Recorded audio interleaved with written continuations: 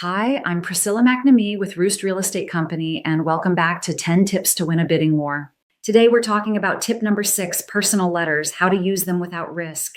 For years, buyer letters, those emotional notes that tell sellers how much you love their home, were seen as a secret weapon in bidding wars.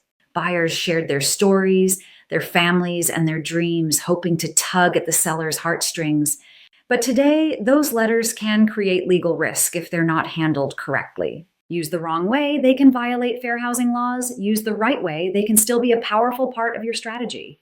When you share details about your family, your background, or your personal circumstances, you may reveal things like your race, religion, marital status, or family makeup, all of which are protected classes under fair housing law.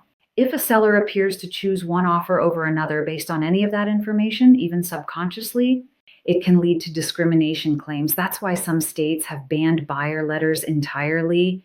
In Ohio and Florida, they're still allowed, but they must be written carefully and professionally.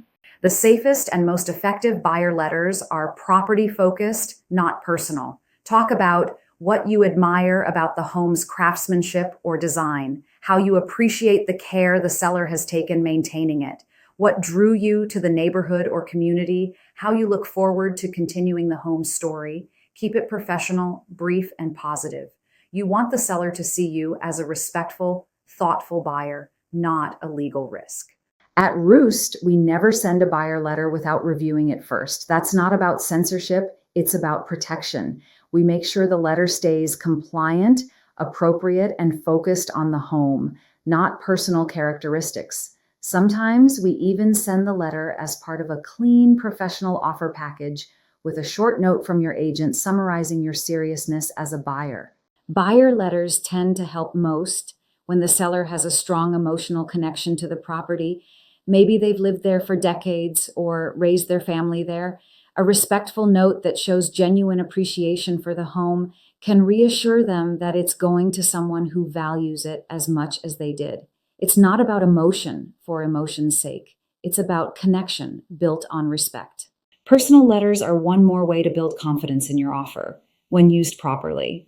They show that you're thoughtful, prepared, and guided by an agent who understands both the legal and human sides of the business.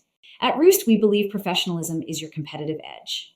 In our next video, we'll cover tip number 7, add value beyond the price. We'll talk about how you can make your offer stand out by solving the seller's real problems, not just by throwing more money at the deal. Personal letters can still work if you focus on the home, stay professional, and keep it compliant. Download your free copy of 10 Tips to Win a Bidding War using the link below, and ask your Roost agent for guidance before submitting any letter with your offer. I'll see you in the next video. Tip number 7, add value beyond the price.